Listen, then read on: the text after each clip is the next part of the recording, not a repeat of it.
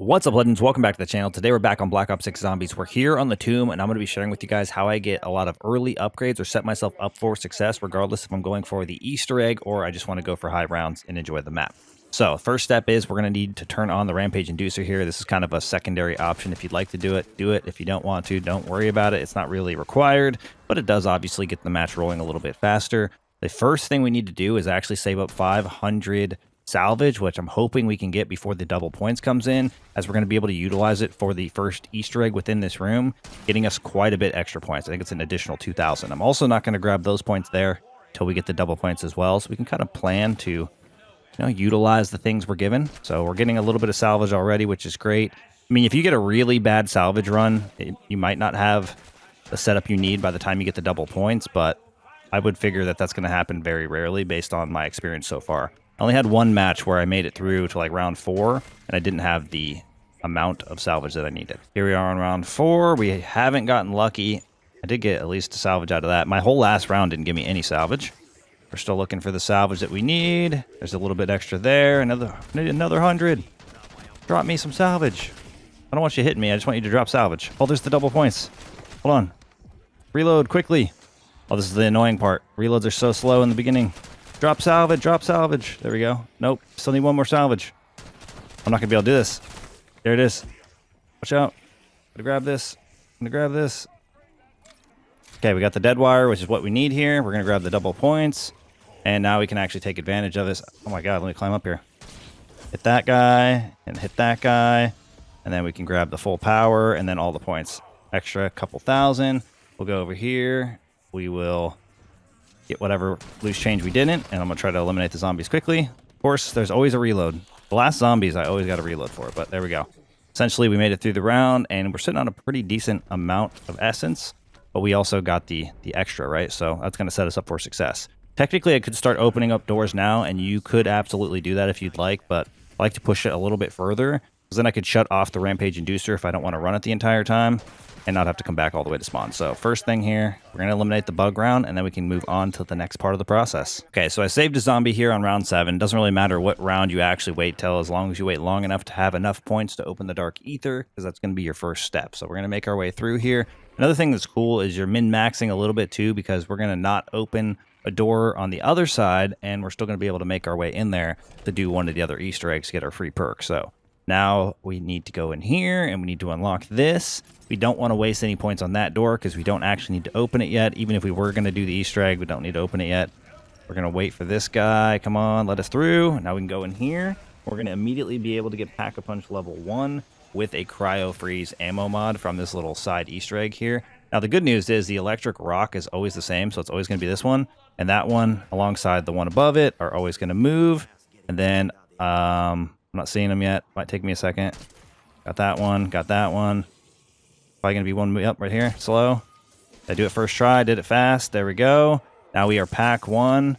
And we have the Cryo Freeze, which we're going to want to hold on to for the next Easter egg we're going to take advantage of when we hit round 11. But right now I'm going to kill my zombie so we can actually flip the rounds. And I'm going to go ahead and make my way into this other area here. If you need to know which one it is, it's going to be the green portal, taking you near that Doppelgast statue that you use for the Easter egg and Speed Cola. So we're going to head into this room. We're going to see some things against the wall or against the door here. They're like little jars. We're going to absolutely need to hit the jar directly with the Molotov to receive another one. I kind of forgot we were getting a Shock Mimic. That's on me. Try to focus up, Shock Mimic. Give us a second. All right, there we go. At least we're like super powerful, so I don't have to worry about much there. But we're able to get that. Need to eliminate my zombies at the same time. Come on, we're trying to focus up. Oh, we got our monocle. We're not going to use it for this run because we're not doing the Easter egg. But if you wanted to, you'd get your monocle here at round 8, of course. Gonna try to get these zombies limited down or whittled down a little bit. And then, because you have to exactly hit this with the Molotov in order to get the Molotov back. You won't light up the jar either if you don't hit it directly, which is kind of lame. But hey, at least you can still do the Easter egg. So start with the Molotov if you want to avoid using a napalm burst. You could also use the 500 salvage on that, but I used that for the dead wire, so I felt like, I don't need to burn all of my stuff. So one more set to go here. I don't know if it matters right or left first. I'm just going to do the right since it's what I've always been doing. And then boom, just like that, and we get a free perk. Now, of course, you could purchase like Jug or something if you would like. But look, in this case, we got Jug. So it kind of works out. We don't need to purchase it. Saves us a little bit, and that's kind of the whole idea. You never know what you're going to get, but you could, of course, choose to buy a perk if you were planning to ahead of this. Like I could have bought this and then came and done the first perk or free perk Easter egg and got a second perk, which is ideally a little bit more expensive. But for me, just getting that first perk out of the way is nice because more than likely I can make it pretty far without needing another one. But the next step that we're going to have to do here is make our way to round 11. All right, so I went ahead and started up a trial. It says kill creatures from the loot fungus. Oh, this one's kind of interesting. All right, as long as I hit both of them out of this one, I should be able to... Oh, come on. There we go. Perfect. Now we got our extra juice. What'd we get? See, I'm actually making out pretty good here. We gotta... I mean, we might as well take it. Not that we need it, because it's going to be kind of useless to us with the next thing we're about to get, but that's okay. You never know what you're going to get. It's always RNG. But I guess if you get the trial, knock out the trial, right? Okay, so here we are, round 11. This is where we get the final chapter of our juice. Then, just like that, you freeze the 2 waterfalls right there with the cryo freeze you got for free.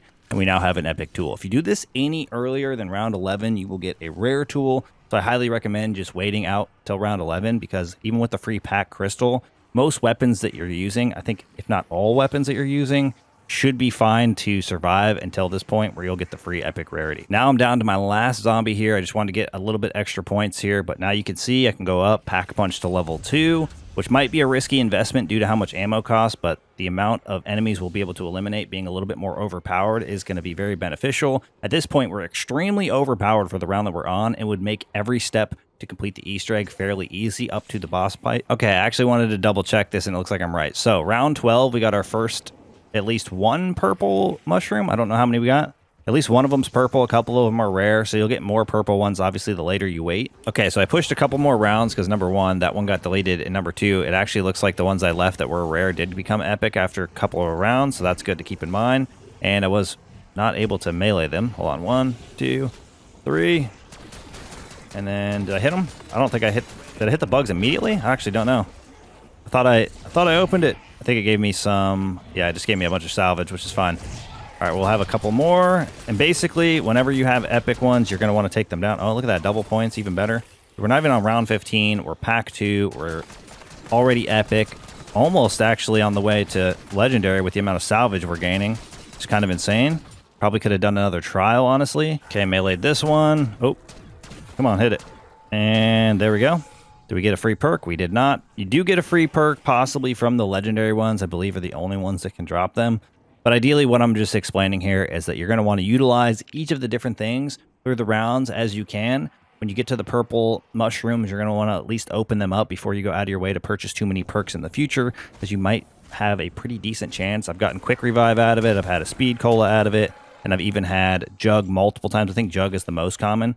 I think even one time I got elemental pop. We actually got quite a few in this time. So that is good to know that we can just wait those out and hit them at a later round and have an opportunity at something a little bit better. Obviously, the perks are rare. You're not going to get them every time, so this is more like an extra thing. But definitely take advantage of the rest of the steps that I explained in order to get yourself extremely overpowered by at least round 11, possibly even round 12, just kind of depending on your financial situation with your points. But that is going to wrap things up for us here. Hopefully this will help you guys get fully set up for the tomb, making each of your runs significantly easier, and maybe even making those steps to complete the main quest Easter egg a lot better as well. That's going to wrap things up for us here. Thank you guys for all the support in today's video, all the support in the channel, and I look forward to seeing y'all in the next one. Peace!